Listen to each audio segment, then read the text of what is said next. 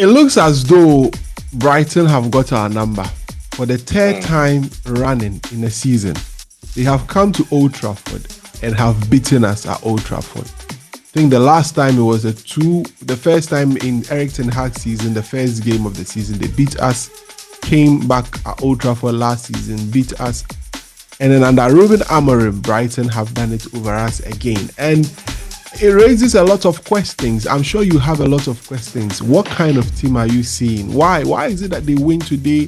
Why is it that there's a lot of things in your mind that you are probably wanting to know? We will try and see how best we can unpack it, but I'm not sure it'll be too different from what you already know, but we still have a lot more to bring to you here in terms of explanation of what we think is probably going wrong with Man United. My name is Kwame Bafo. I'm here with Kwame Intri Wesiaku. Thanks very much for being a part of the podcast here on YouTube. Thank you very much. Kwame, great to have you.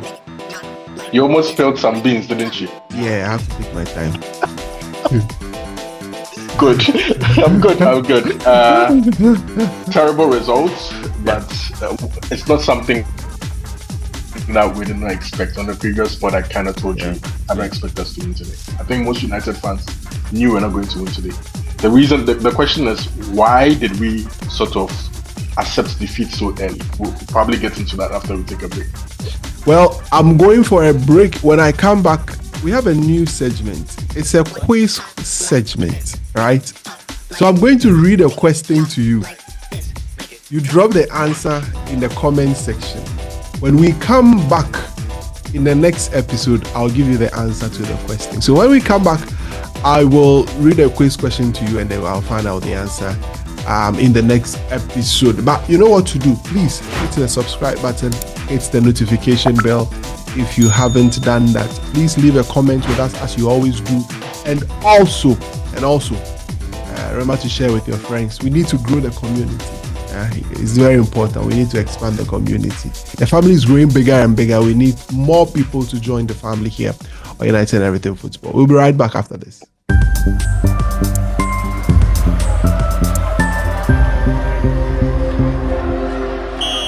All right, thank you very much for being a part of the podcast. My name is Kwame. I'm here with Kwame Intri. So, welcome to our new segment, which is the quiz segment. So, what am I going to ask you today? So, I have a question for you. I am a league and an FA Cup winner, also a Ballon d'Or and a European Cup winner. I scored over 200 goals in over 400 games for United. But despite my nickname as the King of Stretford End, I scored the winning goal for Man City that relegated Man United to the second division. Who am I? Let me take it again. I am a league and an FA Cup winner, also a Ballon d'Or and a European Cup winner. I scored over 200 goals in over 400 games for Man United. But despite my nickname as the King of Stretford End, I scored the winning goal for Man City that relegated Man United to the second division. Who am I? Well, if you know the answer, just drop it in the comment section. Let's know. When we come back for the next episode, I'll reveal the answer to you. And before the show closes too, I'll read a question again if you didn't get it. All right. Kwame, do you have the answer? Yeah. Okay, keep it in your pocket. We don't need you here to answer the question. Anyway, let's get straight into action. We lost against Brighton and Hove Albion for the third time running. I mean, when you're watching the game, what was going through your mind? We were left off the hook a lot more times. Let me give an interesting stat. You know the only shot on target we had? It was that penalty by Bruno Fernandes. That's the only shot on target we had. Kwame, what's your thoughts generally on the game that we watched? Nothing surprised me. Absolutely nothing from start to finish. The way we played is reminiscent of how we have played against Brighton over the years. They have our number, it's clear. Yeah. But what I have been reiterating over the past podcasts, just so we don't sound like a broken record, like we're not repeating ourselves. I'm of the view that it's not just about effort, desire, passion. Yeah. Running around the football pitch. When you don't have it, you don't have it. The quality is simply not there. Yeah. Owen Hargreaves said something at the end of the game that when he looks at our team, there are so many Premier League teams that would have players who would walk straight into our starting 11. And if you look at that Brighton team, you could count about 5 or 6 players who could easily be starting ahead of the players that we have at Man United. Yeah. The squad is in a state where it's not strong enough and it lacks quality. Don't be deceived by some of our performances in big games, because big games are big games. Manchester United can always get up for a big game. But what you should know is that these players cannot give you a consistent run of form, and that is what you're seeing in the league. When they don't have to take the game to big teams, because it's okay for us to sit back against Manchester City, against Liverpool, against an Arsenal, and not take the game to them, right? But when you play against the rest of the league, the expectation is for Manchester United to take the game to the opposition. And that is where Ruben Amorim and this team has a problem. We don't have the players who can take the games to opposition and sustain pressures, sustain possessions, sustain the kind of intensity that is needed to be able to put pressure on these teams to win games. At no point in today's game did we sustain pressure in the Brighton half for even 2 minutes. Very, very difficult. Players couldn't keep the ball. Players couldn't play through their lines. Players couldn't.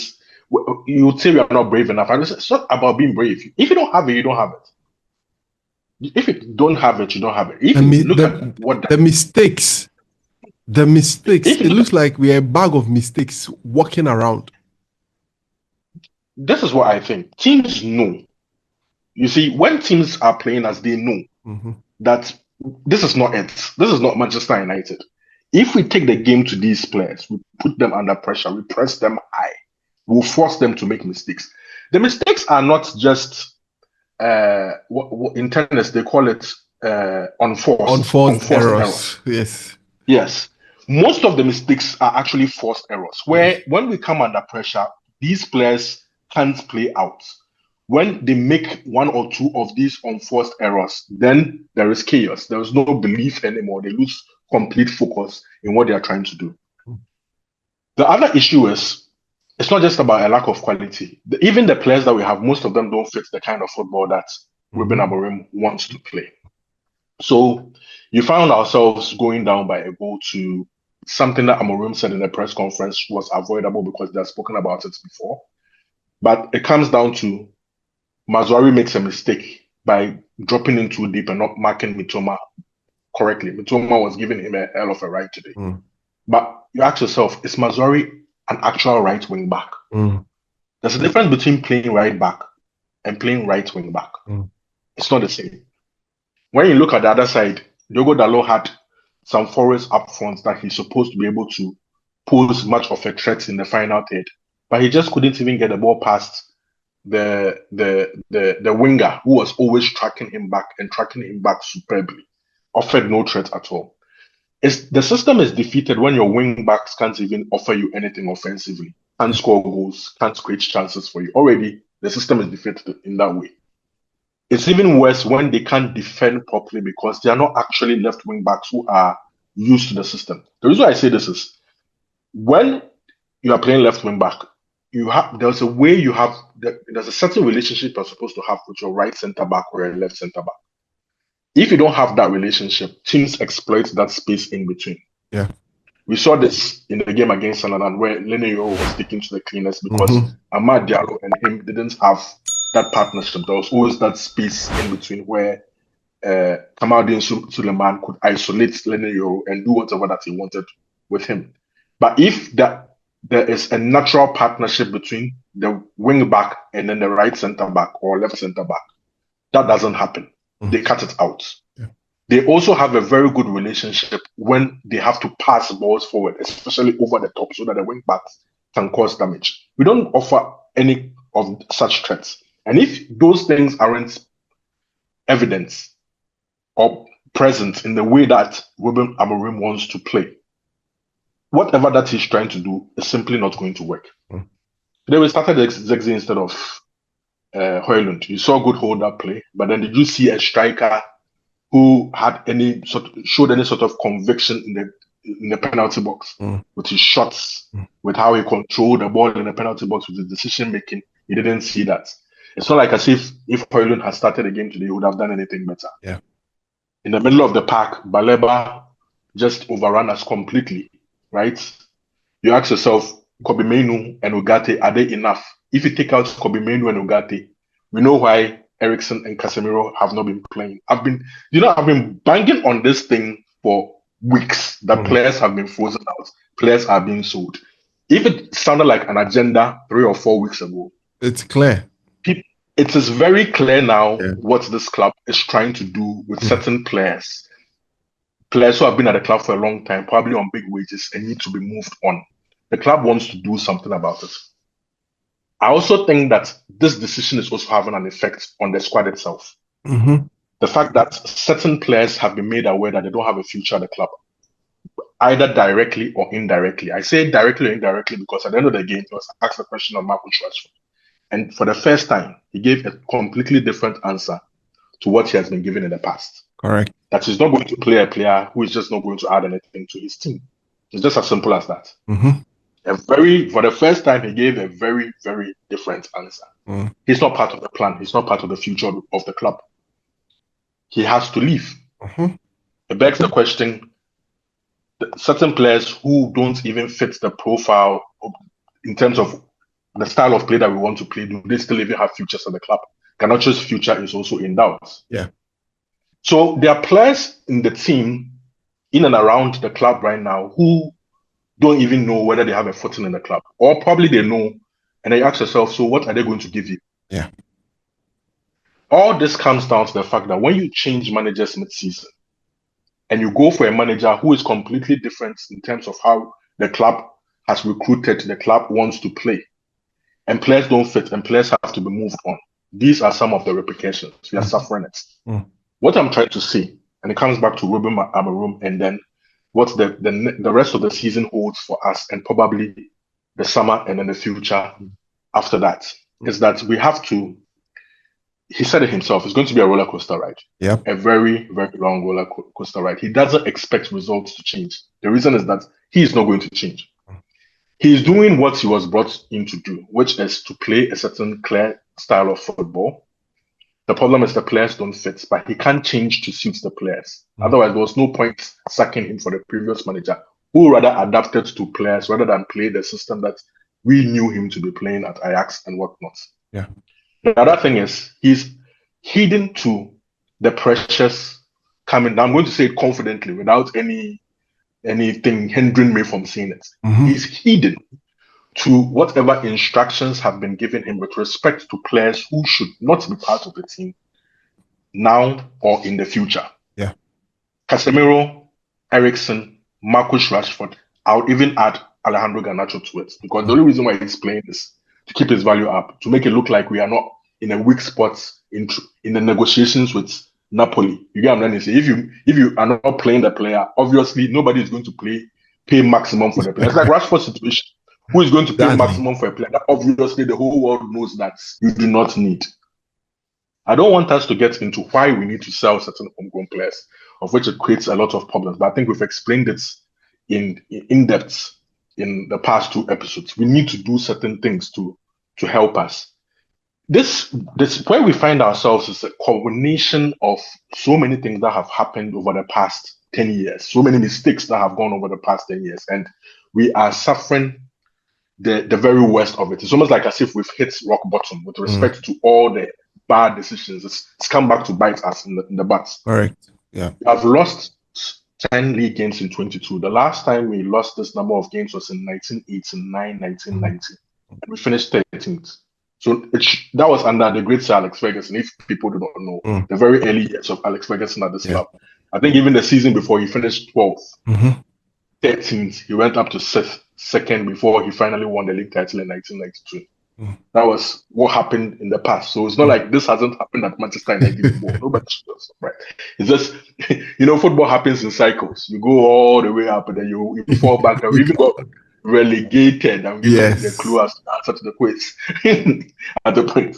But we're not going to get relegated this season. I think what will happen is we'll do enough to stay in the league. The only thing that can salvage the season is what Eric Ten Hag has done in the past 2 seasons, where Win he a cup. goes on cup runs and then wins a cup competition. Ideally, the Europa League, so that we have a backdoor route to the Champions League. But I do not have expectations for the rest of the season. I don't even have expectations for this window, because this is why. Like I was saying, a lot of damage has been done over the past decade, and we are here now.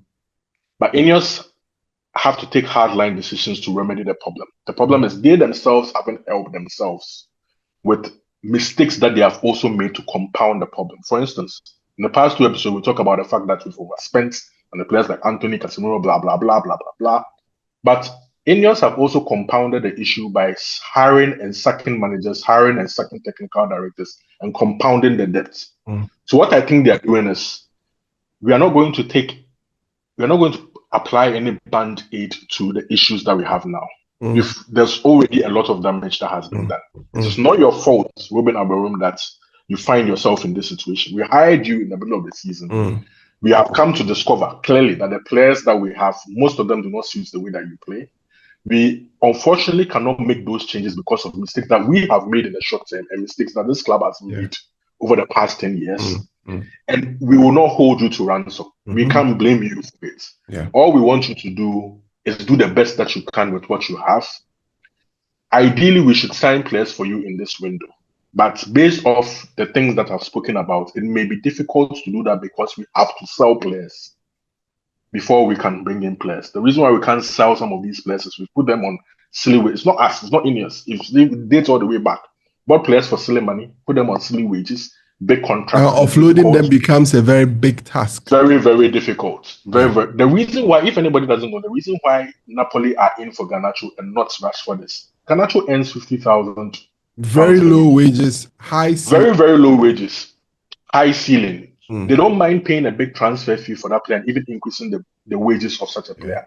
Whereas in Marcus Rashford, you can't pay a big transfer fee. A player who is 27 would have no resale value, and then pay high wages as well. It makes no economic sense to the teams. But unfortunately, this is what Manchester United has done up until this very point. So what Ineos will probably say is, hang in tight. We'll do what we can in terms of taking players out, but we cannot guarantee anybody coming in. I've accepted that. If they surprise me by bringing in a signing, because later on we can sell someone like Garnacho or somebody else, then fine. But I don't have that expectation anymore. What I'm trying to tell you is that this season is going to be hard, very, very difficult. Every Manchester United fan should brace themselves, because it's already gone, it's already dead. Things aren't going to change, as our manager has already said, because he himself is not going to change. And then hopefully in the summer, Ineos can rectify all of this by getting rid of players. They have to take a very hard line stance. Something that I'm sure they felt in one of the mistakes that they made in appointing Ashford that he could not have done. They need to be able to do that. Let go of so many of these players. Sell homegrown players without sentiment, so that we can use the money that we get from them to be able to rebuild the squad, because this squad needs a rebuild. And then from then we can be able to tax Amorim with actually getting us very, very good results right from the off next season. There's no, we need to give him time, it's a process. No. Even Amorim himself has told us that the aim is the Premier League as soon as possible. He doesn't have the patience. We're not going to go like 2 or 3 years in this cycle. I'm done with that. We've gone through cycles where we say sometimes the players for the managers for blah, blah, blah. At this point, we are now at the players are not good enough. We have to change the players. Once he gets a very good transfer window, which I expect in the summer, it looks almost inevitable at this point. I expect us to perform very, very well from the jump next season. If he's not able to achieve that as well, without any sentiments, he should also go so that somebody else comes to take over the mantle. Well, that's a very interesting. A lot of things without actually one specific topic. I've jumped from the game to now to transfers. I mean, that shows the simple but complex situation. If you don't understand, this is what I'm telling you. It looks simple, but beneath it is quite complex. Situation that we find ourselves at Man United. It's very difficult to pinpoint. That's why I always tell people that whatever reason you ascribe to our situation, you are right. Because there are you can't challenge fans now, yeah? See, there are elements of everything you talk about in there. The mistakes today. Today you can pick on Kobe Menu. and how slow he's become of late, and how Mhm. he's unable to react in games. And you are right. You can Mhm. even pick on Ugarte today. Mhm. He wasn't at his best. And when certain key players are not at their best, it affects the team because we're not stopping anything in the middle. Very difficult. We virtually stopped in the second half. Brighton were just in our half and we're just playing the balls and we could not stop anything. Let's just see the second goal that we conceded. When Ayari picked the ball, he had a lot of space, was able to get the ball to the player who crossed the ball for Mitoma to score. And we could not stop anything. So when you mention all of these elements in the game, you are right. If you come and talk about quality, you are right. If you talk about coaching, you are right. Recruitment, you are right. Because elements of these things are in there that shows that things are not going well. You can even trace it back to the decisions that Jim Ratcliffe and co are making. You are right. They are all having some sort of a ripple effect on the functioning of the team and the way the team is able to, give off its best. So at this point, you're not even guaranteed that even when you bring in players, is going to solve the problem. Even when you bring it, because there are the issues are so many, so complex, but you can also see how straightforward it can be when you tackle it from a particular angle. But that's where we stand at the moment. It's very difficult looking at how things are. It's not so easy. I mean, watching the game today, um, a lot was going through my mind. I had very little expectation. I'm not going to lie. I had very little expectations. For once in a very long time, I was watching a Man United game and I was so relaxed in my couch. Normally, when I'm watching a United game, I am at the edge of my couch. Like it's as if I'm a partaker of the coaching, trying to sit at the edge and seeing everything. But this time around, I was so relaxed. There were warning signs throughout the game. Warning signs throughout the game. And within And right, the funny thing is, I knew that we could not do anything about there those was warning nothing signs. we Like I could just do. knew. There was What, nothing what, we what could are do you going to bring on to change to the change game? the What are you game. going to do? Nothing. You look at the Nothing. bench and it's the same old guys. Who is coming again? Rasmus Højlund. He has started how many games? The whole of the season. He scored just 2 Premier League goals. So what are you bringing in? Zexi is not going to guarantee you any goals. He's just going to And that's guarantee it. you You're done. some how do you call it? 9.5 Touches. clicks, touches, and that's it. Get the ball and pass to the back, right? So yeah, you just can't point to some of these issues and where we are at the moment. So that's the condition that we find ourselves. Like Kwame rightly said, and the coach has said, we are in for a roller coaster ride. Now we go to play in the Europa League against Rangers, and after Rangers, we'll play against Fulham. Another game where you definitely know that with the way Fulham are playing right now, Mm. and the way they've lined themselves up, and how Marco Silva has got this team playing, is going to be a very difficult game. It's not a game you can go with your chest out and say this game we are going to win. But we'll be bringing our friends from Fulham here just to remind you. We're bringing them back on the Mm. podcast where we would have our friends in the UK, our Fulham friends, where we'll be having a very interesting chat on with regards to that. But Kwame, like you said, we are shifting our attention. But before we get to the Europa League, the news is that it's likely that Anthony Dos Santos will be moving to Real Betis. Kwame, your thoughts on that particular situation? Anthony is Like we one said on player. the Anthony was one player that when he was coming to United, almost I can say about 80 to 90% of United fans felt it wasn't the right transfer for us. But and it hasn't worked out. Truly, truly hasn't worked out. Anthony can barely do anything. He can barely dribble. He can barely cross. He can barely shoot. He can barely score. Score just one Premier League goal this season, if I'm not mistaken. Just one. Um, how many since he came to United? Is this his third season? And he scored just 5 Premier League goals, if my memory serves me right. We paid a 85 disaster of a million. signing. 85 million. £85 million.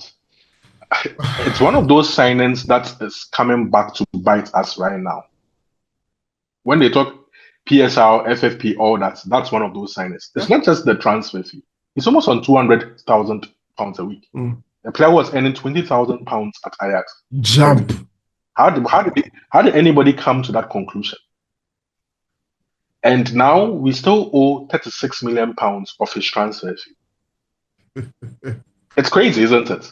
That's how come Ineos need to send him out quickly so that he can prove to someone that he's of value. And in the summer, we can get something for him. At this point, all that we are doing is cutting our losses, making sure that at least we get money back for certain big money signings who have flopped. Jadon Sancho, Anthony, Casemiro. What can you even get from him? You take what you can get. That's just what we have to do. There have been too many of those signings. And like we said in the previous episode, that mess against Southampton. And the thing is, I think Ratcliffe was there. Sergeant Ratcliffe was there. He saw it. Prior to him taking over as one of the owners at Manchester United, there were always news in the media circles that he was never ever a fan of this Casemiro and Anthony transfer fees paid by Manchester United. Were too huge. 70 million, 85 million. Come on. One who doesn't merit that based on his talents in Anthony, and one who was past his best. Now we had to pay Casemiro. Casemiro has just given us one season. Out of desperation, we went to pay that huge amount of money for him. Great first season, and he's just gone third in the league. That's Europa, how do you call it? Carabao Cup, and that's it. Finished. So I'm not surprised that after he also saw what he saw, not just Amorim seeing what Anthony did that day, but I'm sure he would have just gone there. You know, Amorim said he had a conversation with the owner after that, but it wasn't even about the results. Yeah. But I can tell what it was about because the reports coming out was that the next day, Anthony was informed. Malacia were informed that they don't have any place in the team anymore, and they have to. I'm glad Anthony has found a club. I was even concerned as to whether he can get a good club in a good league to play. But it's a top league, and it is against a team that doesn't get relegated. Very, very important. A mid-table team in Sevilla and Real Betis, a mid-table team. So he can. I mean, if Greenwood is miles ahead of him. But if Greenwood could pull trees in Spain and then get us something, despite reducing his value because of what he did, I think Anthony should also go there, perform, so that we can get some 20 million for him. And I think we'll just go like, it's okay. We'll just hang on to that. Good news, in my opinion. These players we should find solutions for these players. Hopefully, that's how we create spaces to be able to fill it in with other Rashford players. Also has to find, I don't want it to go beyond this week. Find a club. Let him go. He's not going to play for Man United again. I called this about 3 weeks ago when he was dropped for the derby. I said he's not going to play for Man United again. At that time, people were thinking I'm just being emotional and blah, blah. I can see what's happening. It's clear. We know what we need to do. Just look at our wage bill. We know what we need to do. Champions League money isn't coming. We're going to lose revenue. What do you do? That's why I explain it as complex but simple. We know what to do. That is the simple part. But how to do it and how to do about it is the complex part. So it's straightforward. Let these players go and get in quality players or players who are willing to fit the style. But they are on high wages. They are having huge transfer fees. They are not even getting better suitors or suitors who are willing to pay, because other teams are now also having to comply with all sorts of financial fair play things and all of that. And teams are not economically buoyant. So if it's not a Premier League club coming for you, I mean, if a Spanish club, or you have to give something extra before you can go. So the Italians have been saving us. I hope that they save us again. Well, we will have to pray. We would have to pray. We'll have to pray as to how things are. But Kwame, let's quickly switch to the Europa League game against Rangers. That'll be coming up at Old Trafford. We seem not to be playing well at Old Trafford. But if there's one competition that we've gone unbeaten so far this season after 6 games, and that's the Europa League. I don't know how, playing against another club based in the United Kingdom, in Scotland, against Rangers. We play them in the preseason. They are one team that is doing very well in the Europa League. How do we approach that game quickly before we leave her? This may not sound popular to people, but the 2 players in midfield that we've frozen out, in Casemiro and Eriksen, I think this is their game, man. And this is my reason. Ugarte is tired. Yeah. Ugarte is tired. He's fatigued. Mm-hmm. He's just tired. We just can't keep playing him. Give And up. it gets to a point where you say to yourself, you know what, Kobe Mainoo, you're not playing well. Mm. And you need to sit on the bench. The reason why I say this is, in as much as we want Casemiro and Eriksen to go, they're not leaving. Yeah. They're not leaving. Mm-hmm. We've already explained why they won't leave. Mm. They will wait till the summer. Eriksen can go for free and sign for whatever he wants and take a signing on bonus. Casemiro is sitting on Saudi Arabian wages. Why should he even push to leave unless we find a club for him and probably pay him off or something? It's crazy. Yeah. But that can be resolved easily in the summer. But to give Mainoo and Ugarte rest, I think we can play Casemiro and Eriksen in the European game and get away with it. Højlund has been scoring goals in Europe. So first season, scored 5 we should just make him the European man. This season, he scored 4 goals for us in the Europa. Yeah, 4 goals in the Europa. In 2 of those games, he won the games for us. So he should hopefully he keeps on going in that competition, right? Bring him back to the starting 11. If he's able to get some goals, he gives us some confidence. I think we'll be Rangers. That competition is so important to us right now that we can't afford to lose it, and I don't think we'll lose it.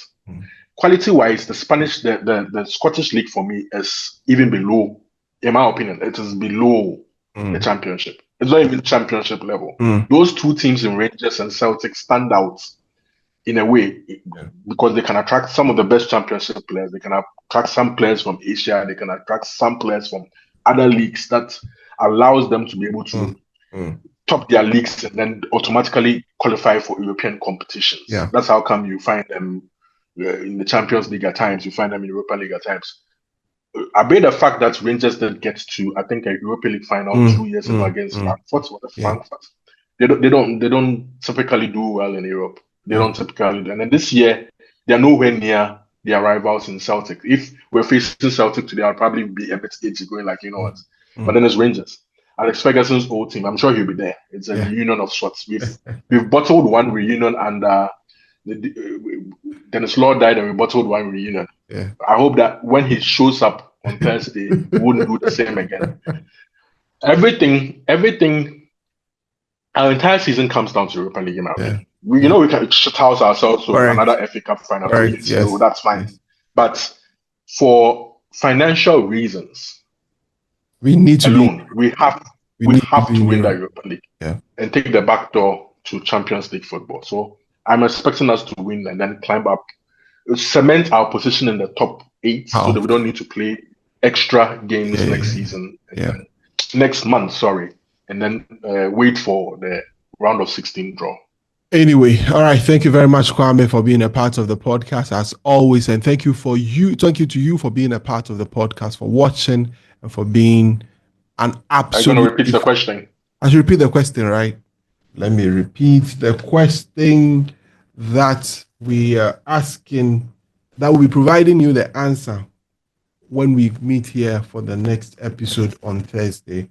So if you know the answer, please drop it in the comment section and let us hear from you. The question doesn't want to open. Hold on. Let me try and see if I can open. But remember to hit the subscribe button and hit the notification bell if you've not done that. I'm an FA Cup winner. I'm an FA Cup winner. That's what you said. I'm repeating the question. I'm an FA Cup winner. I'm a league title winner. I also won the Ballon d'Or. Despite being called the king of the Trafford end, I scored the goal that relegated Manchester United to the Division 2. Who am I? I think that's what you asked. Am I? As a certain man in Kumasi will say, whom am I? Whom am I?